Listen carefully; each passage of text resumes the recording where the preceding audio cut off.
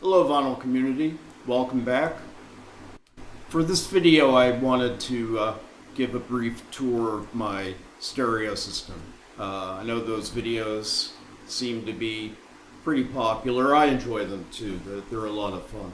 So my stereo system is mostly DIY. They're the components that I have built myself, in a couple cases actually designed myself, but many find that to be interesting also, so we'll do it.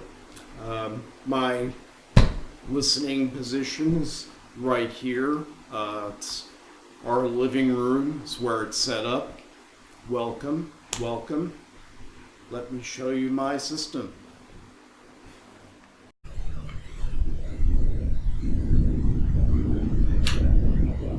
On the top, of course, the turntable. This comes from Therese Audio. This is their original kit that I purchased in 2001. Bought the platter, the bearing, and the motor assembly from them, and I added my own bass and plinth. At the time, they were selling their own plinth that was also made out of acrylic. I didn't want to accumulate that same sonic signature, so I built my own plinth out of hardwood. It's red oak. It's stained black, but it's red oak. Previously, I had been using a Linn Basic as my turntable, and so what I did at the time, I was just transplanted the arm and cartridge that I was using on the Linn Basic to this turntable when I got it working. So it was a good comparison. Just made a phenomenal difference. I was really very surprised that I had blacker backgrounds, I had better resolution, records that I didn't think were very good just seemed to come alive. It was just amazing. Later on, about 2010 thereabouts, I was inspired by some projects that I read about online, and I built my own air-bearing tone arm linear tracker. Works very well. It didn't make as big a sonic improvement as the turntable itself was, but it helped a great deal. I have noticeably lower distortion. There's less coloration of the sound. I think it's more neutral than the Linn arm was. The bearing on the turntable is really quite remarkable. It's a conventional in design with an oil bath and it was 3/4 inch center shaft. But it's machined to very close tolerances. So with most turntables, you add some oil to the bath and put the bearing together and it's ready to go in seconds. This one, it really takes several hours for the bearing to settle into the oil bath. You know, after you put the platter on it, you have to wait until the next day before you can use it. The cartridge is a Ortofon 2M black. I've started out with the bronze, then upgraded to the black about a year later. I've been happy with this cartridge. That's kind of a long process. I went through 4 different cartridges before I finally got to this one, and it's worked out well. My preamp is below it. It's a 3-box preamp.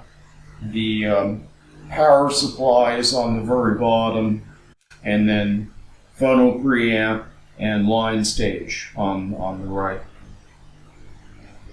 This is entirely my own design. Use 6DJ8s for all the gain stages.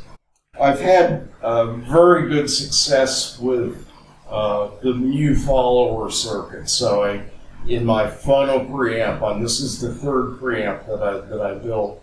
I used a 2-stage mu follower with a passive equalizer between them. I get about 38 dB of gain, the phono preamp. And it does use an active regulator in the power supply. That's what the 5881 is on the back. Line stage is a single-ended triode. It's transformer coupled, has an output transformer. Yes, it is. It's 3.75 to 1 step down. So it gives a lower output impedance. It's also fully balanced. They use balanced interconnects from the line stage to the amplifiers. It's a simple input selector, and it's volume controls a pot from TKD, which I've been happy with. The line stage, I did quite a lot of listening to it, swapped it out with my old preamp, put it in line with my old preamp, just to see what,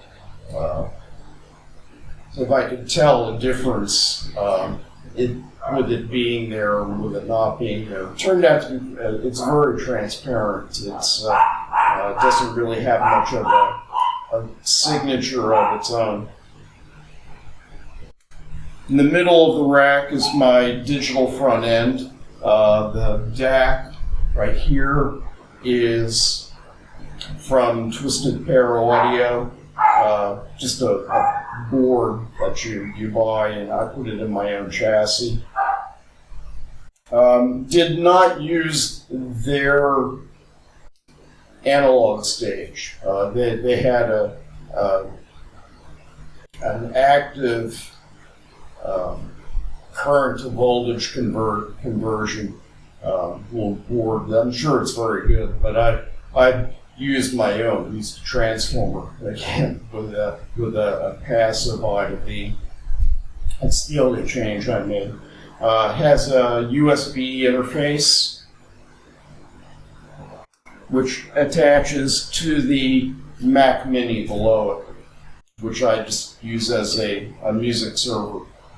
Just recently I started using Room as my player software.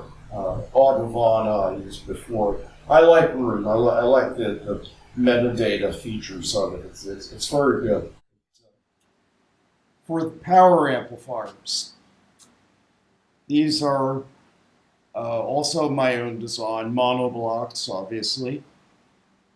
I can, in a later video, I can go into some detail about the circuit design. Just in a nutshell, there are 4 pairs of triode connected EL34s. They are run Class A. Each power tube has its own dedicated driver, which is also a mu follower. It's direct coupled to the power tube. I wanted, like the line stage, I thought the output transformers back here were pretty impressive. So I wanted to, like the tubes, I wanted to display them here. Power transformers are hidden inside the box along with the big filter capacitors. They're just not terribly attractive. Bias is manually set. It's what the front panel meter is for. Since moving here, the power line voltage does jump around a little bit. I did at one point devise a circuit to auto set the bias on the tubes. I think I may actually go ahead and build that at some point. That'll be a future improvement that I want to make to these amplifiers. They're about 60 watts a channel, more than enough for my environment here. And these are, depending on how I count them, these are the fifth amplifier that I've built since graduating college, anyway. And they're by far the most successful.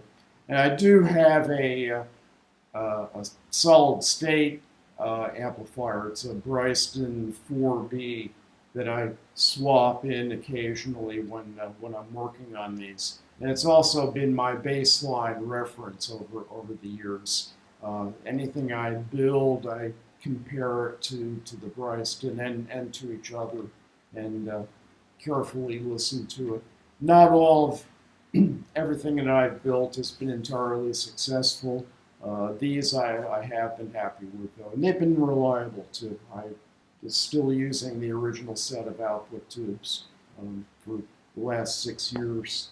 They've been running pretty much flawlessly the entire time. Finally, the speakers that I'm currently using for the last 3 years are the Martin Logan Montes. You probably recognize them. These are the second pair of Martin Logans I have. The first were the original Arius. I still have. We have them in the TV room in back of me. So they're, of course, very fast, lots of detail. They really bring out the best in tube electronics also. If your amplifiers are capable, tubes really drive them very well. Again, the notes start and stop when they should. It's the speed, the dynamics of the music is what counts. So, my system, thank you for watching. And of course, enjoy the music. I'm going to enjoy some right now, once I get it powered on and warmed up. Bye-bye.